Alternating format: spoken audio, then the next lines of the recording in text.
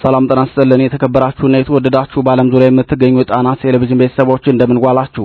በያላችሁበት የምድር ዳርቻ ሁሉ የከበረ ሰላምታችን ይድረሳችሁ እያልን የጥቅምት 29 ቀን 2018 ዓ.ም የጣና ቴሌቪዥን ዜናችንን ይዘንላችሁ ቀርበናል። እስከ መጨረሻው አብራችሁን ቆዩ እያልን የዕለቱን ዜናዎች ርዕሶቹን አስቀድመን እናስደምጣችኋለን። ከደሴ ከተማ በቅርብ ርቀት ፋኖ የብልጽግናው ሰራዊት ከባድ ምት አድርሶበት ተበትኗል። ለከበባ ከገባው የብልጽግናው ሰራዊት መካከል ከ10 በላይ የሚሆነው እርምጃ ተወስዶበታል።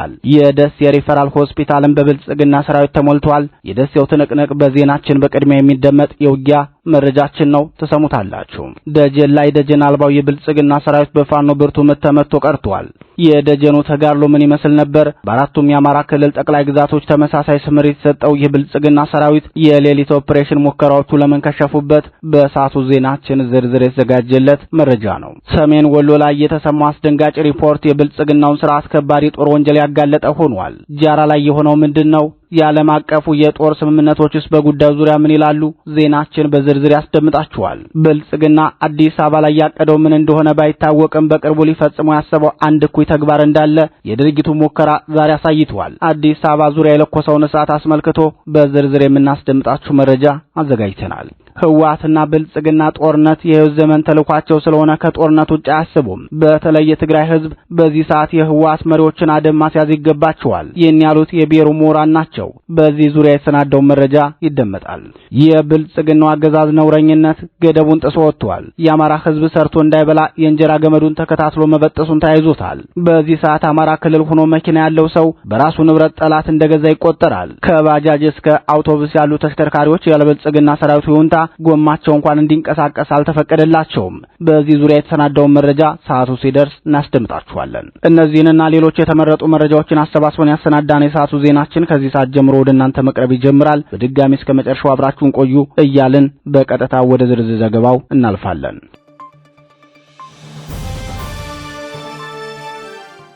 ብልጽግና ደሴ ዙሪያ ብርቱ ሽንፈት ደረሰበት። የአማራ ፋኖ ብሔራዊ ኃይል አጼ ምኒልክ ህዝብ በደቡብ ወሎ ዞን ዋና ከተማ ደሴ ዙሪያ ባደረገው ተጋድሎ የብልጽግናውን ሰራዊት ከፍተኛ ኪሳራ አድርሶበታል።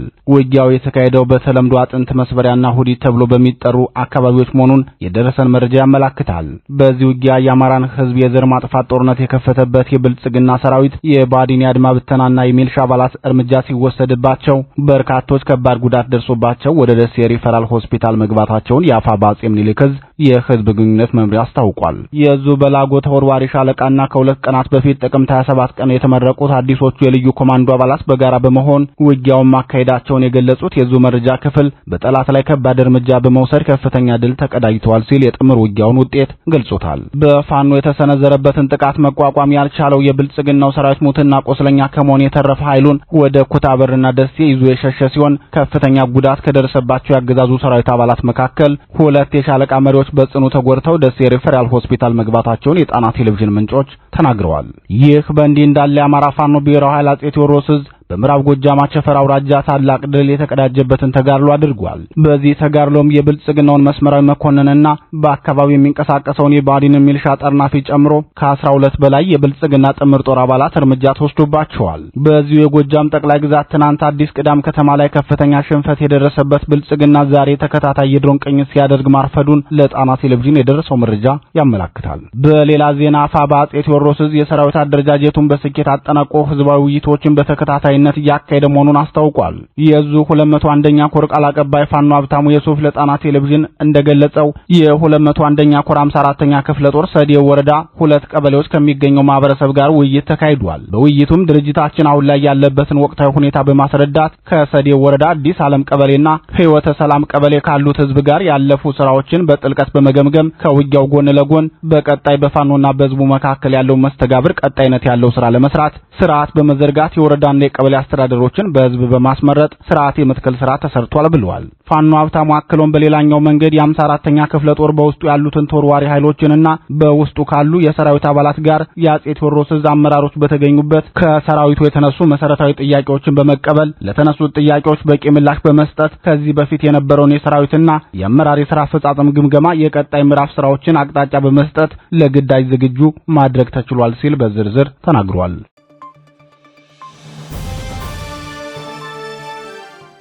ፋኖ ጎጃም ላይ ድል ተቀዳጀ። በአማራ ህዝብ ላይ ዘር ማጥፋት ጦርነት ተልኮ ይዞ ወደ ክልሉ የገባው የብልጽግና ሰራዊት በየቀጠናው በፋኖ ከባድ ምት እያስተናገደና እየፈረሰ ይገኛል። በጎጃም ጠቅላይ ግዛት የተሰማራው የብልጽግና ሰራዊት ትናንት በአማራ ፋኖ ብሔራዊ ኃይል አጼ ቴዎድሮስ ዕዝ ከባድ ምት አሳርፎበት ከፍተኛ ኪሳራ ደርሶበታል። በምስራቅ ጎጃም ዞን ደጀን ወረዳ ወደ ተለያዩ የገጠር ቀበሌዎች ለልዩ ዘመቻ የተንቀሳቀሰው የብልጽግናው ጥምር ጦር በአፋባ አጼ ቴዎድሮስ ዕዝ የ8ኛ በላይ ዘለቀ ክፍለ ጦር ሰራዊት ባደረሰበት የደፈጣ ጥቃት ከፍተኛ ወታደራዊና ቆሳዊ ኪሳራ ደርሶበታል። የዙ 8ኛ በላይ ዘለቀ ክፍለ ጦር በፈጸሙት የደፈጣ ጥቃት ወደ እናጅማ ነዝባ ቀበሌ አቀንቶ የነበረውን የብልጽግና ጥምር ጦር ሙትና ቆስለኛውን ይዞ እንዲመለስ አድርገውታል ሲሉ የገለጹት ምንጮቻችን በውጊያው ሽንፈትን ያስተናገደው የብልጽግናው ሰራዊት በርካታ ንጹሃን አርሶ አደሮችን አፍኖ መውሰዱንም ጨምሮ ገልጸዋል። ምንጮቻችን አክለውም አካባቢው ፋኖ ለረጅም ጊዜ የሚንቀሳቀስበት ከመሆኑም ባለፈ የሲቪል አደረጃጀት በመመስረት የመልካም አስተዳደር ችግሮችን እየፈታ ያለበት ቀጠና በመሆኑ የብልጽግናው ሰራዊት ወደ ስፍራው ለማቅናት ይቸገር እንደነበር ተናግረዋል። እንደ መረጃ ምንጮቻችን ገለጻ በቅርቡ የ8ኛ በላይ ዘለቀ ክፍለ ጦር የዘንባራ ብርጌድ አመራሮች በተገኙበት በወረዳው እናጅማ የዝባ ቀበሌ ህዝባዊ ውይይት በማድረግ ለማህበረሰቡ ሰፊ የፖለቲካ ግንዛቤ መፍጠራቸውን አስታውሰው ህዝባዊ መሰረቱን ያጣው የብልጽግናው ካድሬ ወደ ደጀን ከተማ ለገበያ የሄዱ አርሶ አደሮችን በፋኖ ስብሰባ ተሳትፋቸዋል በሚል አስሯቸዋል ሲሉ ተናግረዋል። በዛሬው ዕለትም የብልጽግናው ሰራዊት በሌሊት አፈና በማድረግ አርሶ አደሮችን ትጥቅ ለማስፈታት እንቅስቃሴ አድርጎ እንደነበር የገለጹት የመረጃ ምንጮች ፋኖ ገዢ ቦታዎችን በመያዝ በፈጸመው የደፈጣ ጥቃት የብልጽግናው ሰራዊት ያሰበውን ሳያሳካ ተመልሷል ብለዋል። ከ12 በላይ የሰራዊቱ አባላትም እርምጃ እንደተወሰደባቸው አክለው ገልጸዋል። በደፈጣ ጥቃቱ ሙትና ቆስለኛውን ማንሳት ባለመቻሉ የአካባቢው አርሶ አደሮች አስከሬኖችን እንዲቀብሩ ማድረጉን የገለጹት የጣና ቴሌቪዥን የአካባቢው ምንጮች በውጊያው ቆስለው ከነበሩት መካከል ሁለቱን የሻለቃ አዛዦች ደግሞ አፍኖ እንደወሰዳቸው ተገልጿል። በተደጋጋሚ የሌሊት አፈና ለመፈጸም እቅድ አውጥቶ እየተንቀሳቀሰ ያለው የብልጽግናው ሰራዊት የፋኖ አመራሮች ያሉበትን ካምፕና የግል ትጥቅ ያላቸውን አርሶ አደሮች ጭምር ትኩረት አድርጎ እየተንቀሳቀሰ ሲሆን በብዙ ቦታዎች ሽንፈትን እየተከናነበ ተመልሷል። በቅርቡ ጎንደር ጠቅላይ ግዛት ወደ ጋይንት አውራጃ የወረደው ብልጽግና ሰራዊት በአፋድ ጎንደር ጠቅላይ ግዛት ዕዝ 206ኛ ከፍ ያለው ደሴ ኮር አባላት ከባድ ኪሳራ ማስተናገዱ አይዘነጋም። ባለፋና ጣቆሳ ወረዳዎች የገባውንም አፋባ ደጃዝማች በላይ ዘለቀ ዕዝ አድዋ ክፍለ ጦር ከፍተኛ ኪሳራ እንዳደረሰበት በተከታታይ መዘገባችን ይታወሳል።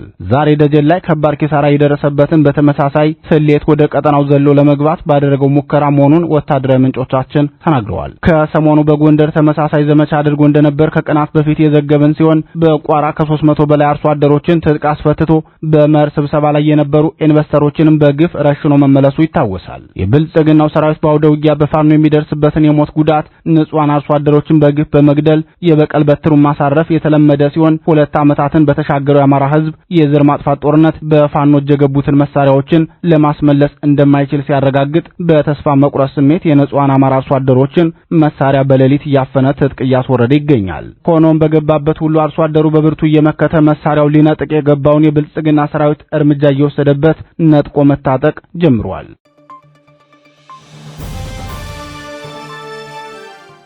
በአማራ ህዝብ ላይ የዘር ማጥፋት ጦርነት የከፈተው የብልጽግናው ሰራዊት በአማራ ህዝብ ላይ የሚያደርሱት የንብረት ውድመት ተባብሶ መቀጠሉን ለጣና ቴሌቪዥን የደረሰው መረጃ ያመለክታል።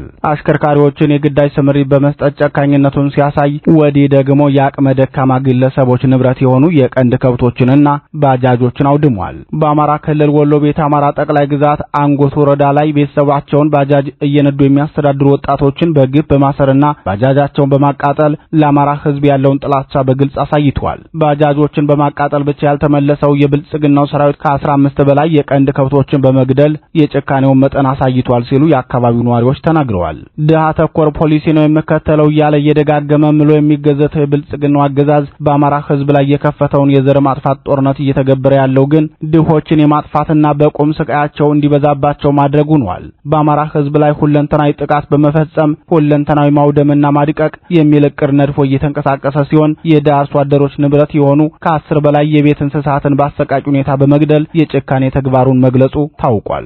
ለብልጽግናው ሊቀመንበር አማራ ብቻ ሳይሆን የአማራ ንብረትም ጠላቱ ነው ሲሉ የሚናገሩት የጣና ቴሌቪዥን ምንጮች ጦርነቱን የከፈተው 50 ሚሊዮን ህዝብ በጥይት ገድሎ ለመጨረስ ሳይሆን የቻለውን ገድሎ የተረፈውን ደግሞ በቁም እንዲሰቃይ ለማድረግ ነው። በዚህ ዓላማ የተነሳ ነው የአማራ ህዝብ ንብረት የሆኑትን ሁሉ በማጥፋት የጥላቻ ጥጉን እያሳየ የሚገኘው ሲሉ አንድ ያገዛዙ ከፍተኛ ሹም የፓርቲያቸው ሊቀመንበር ዓላማ ተናግረዋል።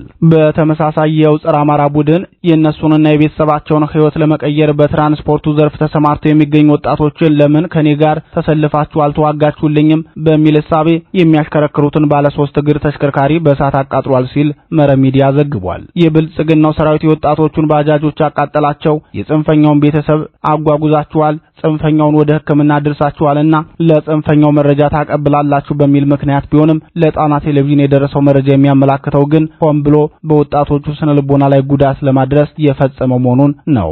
ብልጽግናው ጸረ ህዝብ፣ ጸረ ልማትና ጸረ ሰላም ነው የሚሉት አስተያየት ሰጪዎች በዘፈቀደ ከሚፈጸመው የከባድ መሳሪያ ድብደባ በተጨማሪ ለዘር ማጥፋት ተልዕኮ ያሰማራው ሰራዊቱ በየአካባቢው የሚያገኟቸው ንጹሃንን እንዲገድሉ፣ ሀብት ንብረት እንዲያወድሙና እንዲዘርፉ ትዕዛዝ ተሰጥቷቸዋል። በዚህ የተነሳም የአማራን ህዝብ ከ2 ዓመታት በላይ በዚህ መልኩ ነው ሲዘርፉ የከረመው ብለዋል። በዚህ የተነሳም የአማራን ህዝብ ከ2 ዓመታት በላይ ነው በዚህ መልኩ ነው ሲያዘርፍ የከረመው ብለዋል። ይህ በእንዲህ እንዳለ የአማራ ህዝብ በየትኛው መንገድ ሰርቶ እንዳይበላና ቤተሰቡንም እንዳያስተዳድር ኢኮኖሚያዊ ዕቀባ የጣለው የብልጽግናው አገዛዝ የተሽከርካሪ ባለቤቶችን ንብረቶች አስገድዶ ለሰራዊት ማጓጓዣ ማድረጉን ቅሬታ አቅራቢዎች ተናግረዋል። መንግስት በግዳጅ ጉዳይ የጠራ መግለጫ ሊሰጥ ሊያወጣ ይገባል። ግዳጅ በምን ወቅት ይያዛል፣ ማን ይያዛል የሚለውን ሁሉ በዝርዝር ይናገር። ሰርተን መኖር አልቻልንም የሚሉት ቅሬታ አቅራቢዎች የብልጽግናው ሰራዊት መኪኖቻችንን በግዳጅ አገልግሎት ውስጥ ወስዶ አሰቃየን እኮ፣ ሚልሻው፣ መከላከያው፣ ትራፊኩ፣ የቀበሌ ሊቀመንበሩ ሳይቀር ሁሉም በንብረቶቻችን ላይ አዛዥ ሆነዋል።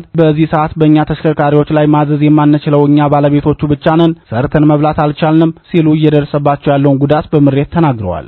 የተሽከርካሪ ባለንብረቶቹ መኪኖቹን በባንክ ብድር የገዙና እስካሁንም ዕዳው ያልተከፈለ ቤተሰብ የማስተዳደር ኃላፊነት የተጫነባቸውና በዚህ የኑሮ ውድነት የመኪና ዕቃ ዋጋው ሰማይ በነካበት ዘመን እንዲሁም በየጊዜው የዘይት የጥገና ከፍተኛ ወጪ ያለባቸው የግለሰብ ንብረቶችን ያለምንም ክፍያ ማሰራት የብልጽግናውን አገዛዝ ወንጀለኛነት ያጋለጠ ድርጊት ነው። ይህን የሚያደርገው ደግሞ በአማራ ህዝብ ላይ የማህበረ ኢኮኖሚያዊ ቀውስን ለማስፋት መሆኑን አስተያየት ሰጪዎች ተናግረዋል።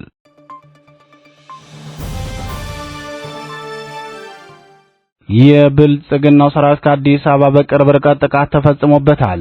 መላ ሀገሪቱን የጦርነት ቀጠና አድርጎ 4 ኪሎ ሰላም ናት የሚለው የብልጽግናው ስርዓት በ60 ኪሎ ሜትር ርቀት ሱሉልታ ዙሪያ በኦነግ ሸኔ ታጣቂዎች ጥቃት ተከፍቶበት በርካታ ሰራዊቱ እርምጃ እንደተወሰደበት የጣና ቴሌቪዥን ወታደራዊ ምንጮች ገልጸዋል። እንደ ምንጮቻችን ገለጻ ሸኔ በሰሜን ሸዋ ዞን ያያ ጉለሌ አካባቢ በብልጽግናው ሰራዊት ላይ በከፈተው የተቀናጀ ጥቃት የመከላከያ ሻምበል አመራርን ጨምሮ ከ30 በላይ ሰራዊቱ ላይ እርምጃ ወስዶባቸዋል ብለዋል።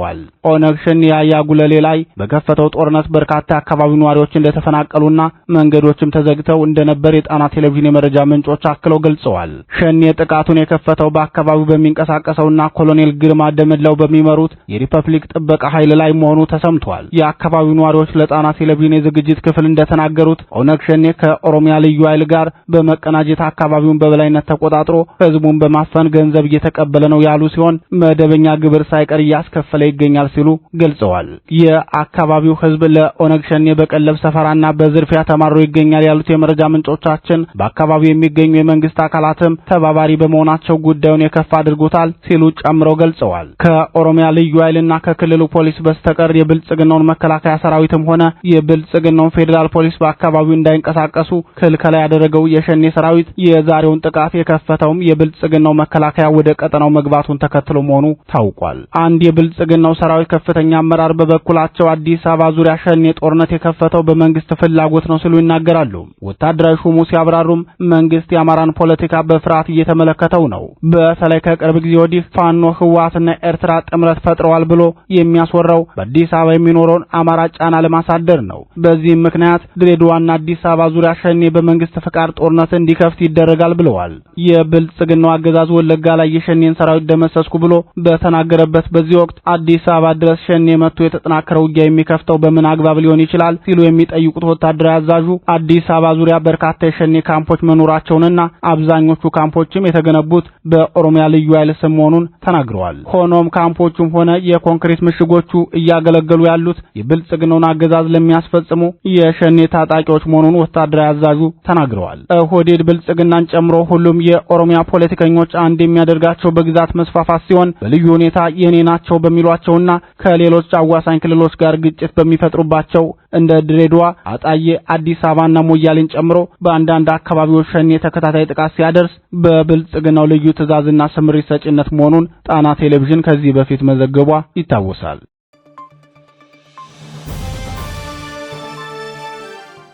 የትግራይ ህዝብ እንቢ ማለት አለበት። የህወሓት መሪዎችና የታጣቂ ቡድኑ መሪዎችን ጨምሮ በብልጽግና የተሾሙት የጊዜው አስተዳደሩ ፕሬዝዳንት ታደሰ ወረደና የብልጽግናው ሊቀመንበር አማካሪ ጌታቸው ረዳ ወቀሳ ቀረበባቸው። ለትግራይ ህዝብ ጦርነትን ብቻ የሚደግሱ ጠባጫሪዎች ተብለው የተወቀሱት እነዚህ ኃይሎች ለሚያደርጉት የጦርነት ቅስቀሳ ህዝቡ እንቢተኛ መሆን አለበት ሲሉ የብሔሩ ምሁራን ማህበር ጥሪ አቅርቧል። የትግራይ ምሁራንና የባለሙያዎች ማህበር ትናንት በወጣው መግለጫው ከጫፍ እስከ ጫፍ ያለው የትግራይ ህዝብ ጦርነትና የጦርነት ወሬ መስማት አይፈልግም። ህወሓትና አንዳንድ የጦር ጄኔራሎች የፕሪቶሪያ የተኩስ አቁም ስምምነትን መሰረት በማድረግ ነገሮችን በሰላማዊ መንገድ ከመፍታት ይልቅ ትግራይን ወደ ሌላ ዙር ጦርነት ለማስገባት እየፎከሩና የጦርነት ዝግጅት እያደረጉ ነው ሲሉ ክስ አቅርበዋል። ህዝብን የሚመራ አካል ጦርነት ለማስቀረት ይጥራል እንጂ ወደ ጦርነት የሚያመሩ ንግግሮችና ተግባራትን መፈጸም የለበትም ሲል መግለጫ ያወጣው ማህበሩ የክልሉን ጊዜያዊ አስተዳደርም ወቅሰዋል። ጀርመን በሚገኘው የአህን ዩኒቨርሲቲ የሚሰሩና የትግራይ ዓለም አቀፍ ምሁራንና ባለሙያዎች ማህበር ጂኤስቲኤስ የአመራር አባል የሆኑት ዶክተር ኪዳን ገብረስላሴ ተጨማሪ ለዶይቼ ቬለ በሰጡት ማብራሪያ ደግሞ የትግራይ ህዝብ ፍላጎት ሰላም መሆኑን ማሳወቅ እንወዳለን፣ ጦርነት እንዳይመጣ እንጸልያለን። ሆኖም ግን እንደዛ አይነት ጥሪ የሚያደርጉ በሁሉም ወገን ካሉ ወጣቱ የዚህ ሰለባ እንዳይሆን ህዝባችንን በሰራዊት ያሉም አንዱ ሐራ መሬት የሚባል አለ፣ ሌላው ቲዲኤፍ የሚሉትም ትግራይ ውስጥ ያለው በመካከላቸው ምንም ወደ ግጭት የሚወስዳቸው ነገር ስለሌለ ወደዛ እንዳይሄዱ ወጣቱ የጦርነት ሰለባ እንዳይሆን ጥሪ እናቀርባለን ብለዋል። ጦርነትን ለማስቀረት የትግራይ ህዝብ ኃላፊነት እንዳለበት የገለጹት ዶክተር ኪዳነ ህዝቡ እምቢ ለጦርነት ማለት አለበት። ያለው ልዩነት የፖለቲካ ልዩነት ነው። በፖለቲካ ውይይት እንዲፈቱት ነው የምንጠይቀው። ከዚህ በተጨማሪ ግን ህብረተሰቡ ራሱ ፖለቲከኞች በሚፈጥሩ ግጭት ወደ ጦርነት እንዳይገቡ የራሱን ተጽዕኖ ማድረግ አለበት፣ ለጦርነት እምቢ ማለት አለበት በማለት አሳስበዋል። በጀርመን ሀገር በፍራንክፈርት ከተማ የሚኖሩት የምጣኔ ሀብት ባለሙያ የሆኑት አቶ ካሳ ገብረ መስቀል የተባሉ የብሔሩ ተወላጅ በበኩላቸው ህዝቡ ለሰላም መቆም አለበት፣ በተለያዩ አካባቢ የሚገኙ የተለያዩ የትግራይ ማህበረሰብ አደረጃጀቶችም በህወሓትና በፌደራል መንግስት ያሉ ችግሮች በሰላማዊ መንገድ እንዲፈቱ ጥሪ በማድረግ ሚናቸውን ሊወጡ ይገባቸዋል እንጂ አንደኛውን ደግፈው በሌላኛው ላይ መነሳት አይገባቸውም። በጦርነት ትግራይ ምን ያህል ዋጋ እንደከፈለች ሁላችንም የምናውቀው ሀቅ ነው ብለዋል። ሌላው አስተያየት ሰጪ በበኩላቸው የህወሓት መሪዎች በፍጹም ኃላፊነት የሚሰማቸው አይደሉም። የፌደራል መንግስቱም ቢሆን በጦርነት ብቻ ነው ራሱን ማስከበር የሚችል የሚመስለው። በ2013 ዓ.ም በተጀመረው ደም አፋሳሽ ጦርነት ዋጋ የከፈለው ህዝቡ እንጂ የህወሓት መሪዎችም ሆኑ ወታደራዊ አዛዦች አይደሉም ይላሉ። አስተያየት ሰጪው አክለውም በጦርነቱ ሚዲያዎች ሀብት አፈርተውበታል። ባለስልጣናቱ ራሳቸውን ከሞት ጠብቀው አንዳንዶቹ አሜሪካ ሲሄዱ፣ አንዳንዶቹ ከብልጽግና ጋር ተስማምተው ወደ ስልጣን መጥተዋል። ቀሪዎቹ ደግሞ አሁንም በትግራይ ክልል ስልጣን ላይ ተቀምጠው የወርቅና የጦር መሳሪያ ግዢ ላይ ተሳትፈዋል። እነዚህ ኃይሎች በጦርነቱ ያጡት ነገር የለም። የትግራይ ህዝብ ግን ልጁን፣ ሞራሉን፣ ስነልቦናውን፣ ሀብቱንና አካሉን ነው ያጣው። ጦርነቱን ለማስቀረት ህዝቡ ላይ ነው ተስፋችን የምንለውም ለዚህ ነው። ህዝቡን ቢካላለ በስተቀር ህወሓት ወደ ጦርነት ለመግባት ወደኋላ አይልም ሲሉ ለትግራይ ህዝብ ጥሪ አቅርበዋል። ህወሓት አሁን ጦርነቱን ለማካሄድ የህዝብ ትብብር እየጠየቀ ያለው ጦርነቱን ከክልሉ ውጭ በአፋርና በአማራ ክልል ነው የምናካሄደው በማለት ነው። ለዚህ ደግሞ ማብራሪያ የሚሰጡት የጣና ቴሌቪዥን የፖለቲካ ተንታኝ ጦርነቱ በየትኛውም መሬት ላይ ቢካሄድ የህይወት ዋጋ እስካስከፈለ ድረስ ህዝብ በዚህ የህወሓት ማደናገሪያ ሊታለል አይገባውም። ምክንያቱም ጦርነቱን በአማራና አፋር ክልል መሬት ላይ ለማድረግ ብሎ ሰራዊት አዘምታለሁ ሲል ህዝብ ተባባሪ ከሆነ ህዝባዊ ቁርሾውን ያሳድገዋል። ሌላው ደግሞ ጦርነቱ እየገፋ ሲሄድ ወደ ትግራይ ምድር መግባቱ አይቀርም። ህወሓት እግረኛ ሰራዊቱን አማራና አፋር ክልሎች ላይ ቢያሰማራም የብልጽግናው አየር ኃይል ትግራይ ላይ ቦምብ ማዝነባቸው ስለማይቀር ጉዳቱ ሁሉን አቀፍ ይሆናል ሲሉ አሳስበዋል። የህወሓቱ ሊቀመንበር ደብረጽዮን ትናንት ምሽት በሰጡት መግለጫ ጦርነቱን ማካሄድ እንዳሰቡና የቀሬነቱን ተናግረዋል።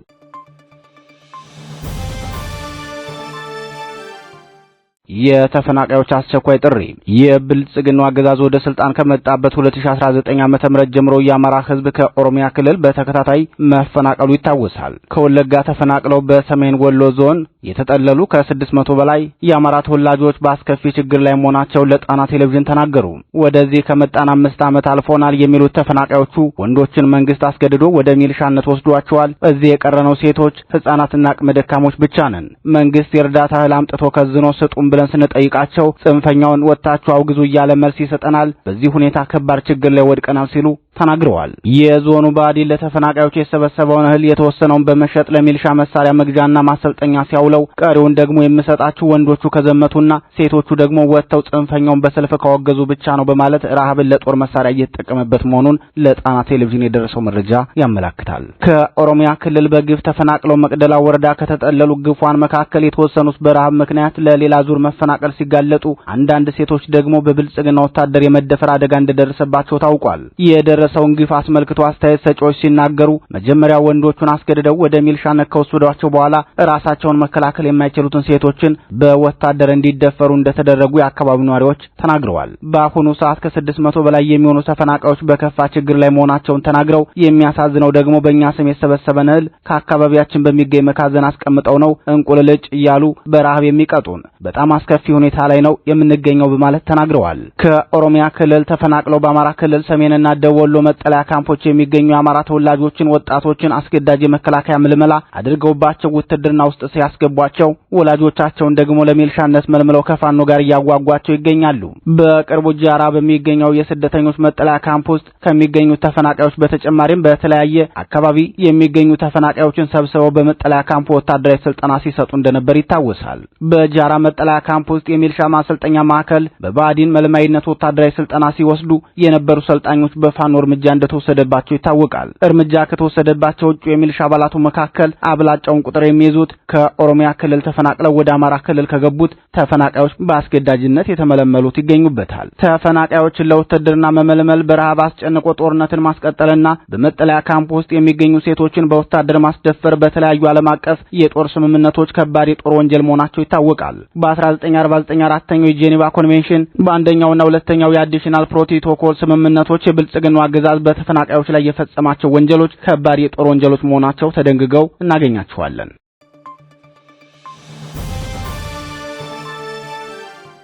ክቡራትና ክቡራን የዕለቱ ዜናችን የተከታተላችሁትን ይመስል ነበር። በዚሁ ተሰናበትን። ጤና ይስጥልን።